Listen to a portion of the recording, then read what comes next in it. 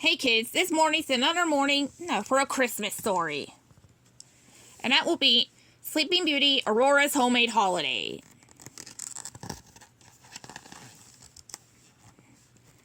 One snowy December day, Princess Aurora and Prince Phillip went for a stroll. As they walked, Phillip noticed the princess was unusually quiet. Is something the matter? He asked. Let's see. My aunts and I used to love Christmas time, she said. The three fairies, Flora, Fauna, and Merrywether, had raised Aurora. Let's invite them for the holidays, Phillip said. The next morning, Prince Phillip sent an invitation to Flora, Fauna, and Merrywether before he and Samson left for a trip. Soon, the good fairies arrived. Princess Aurora had a special request for them. Let's see. You want Christmas exactly like the ones we shared at the cottage? Flora asked. That means you can't use magic.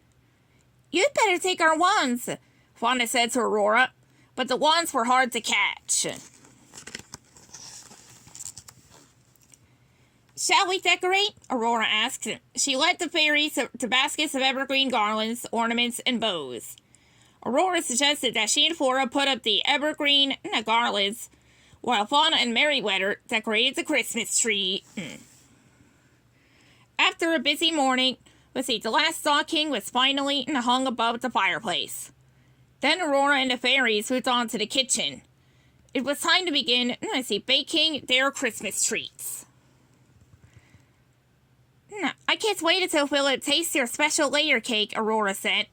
And the rolls with jam inside.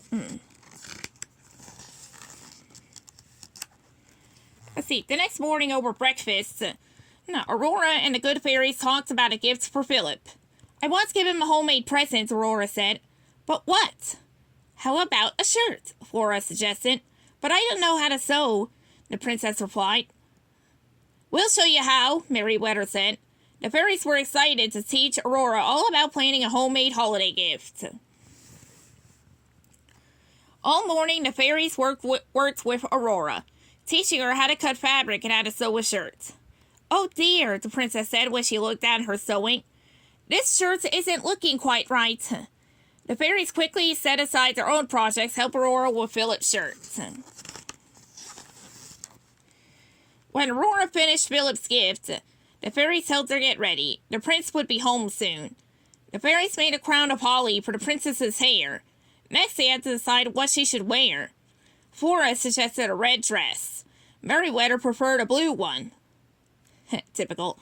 Then Fauna held up a beautiful purple gown. Now, Aurora tried it on. The dress was perfect. The last thing Aurora had to do was wrap the prince's gift. Once again, she asked for the fairies' help. When they were finished, the princess placed the present under the tree.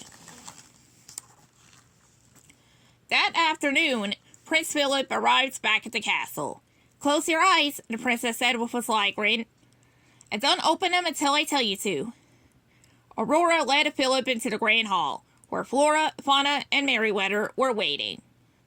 Okay, now open your eyes, Aurora exclaimed. Phillip looked around.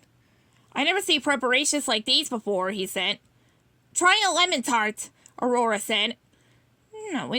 Phillip took one and bit into it.